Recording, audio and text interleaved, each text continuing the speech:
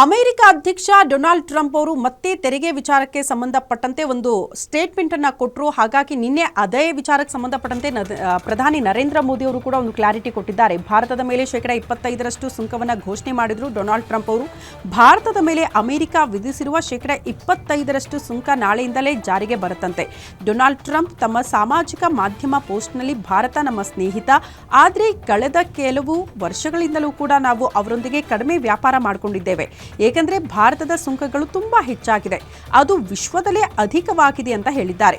ಅವು ಯಾವುದೇ ದೇಶಕ್ಕಿಂತ ಅತ್ಯಂತ ಕಠಿಣ ಮತ್ತು ಅಹಿತಕರವಾದ ವಿತ್ತಯವಲ್ಲದ ವ್ಯಾಪಾರ ಅಡೆತಡೆಗಳನ್ನು ಹೊಂದಿದೆ ಅಂತ ಪೋಸ್ಟ್ ಮಾಡಿಕೊಂಡಿದ್ದಾರೆ. ಇನ್ನು ಟ್ರಂಪ್ ಘೋಷಣೆಯ ನಂತರ ಪ್ರತಿಕ್ರಿಯೆ ಕೊಟ್ಟಿರುವಂತಹ ಕೇಂದ್ರ ವಾಣಿಜ್ಯ ಮತ್ತು ಕೈಗಾರಿಕಾ ಸಚಿವಾಲಯವು ಭಾರತ ಸರ್ಕಾರವು ಅಮೆರಿಕ ಅಧ್ಯಕ್ಷರ ಹೇಳಿಕೆಯ ಪರಿಣಾಮಗಳನ್ನು ಅಧ್ಯಯನ ಮಾಡ್ತಾ ಇದೆ ಅಂತ ತಿಳಿಸಿದೆ.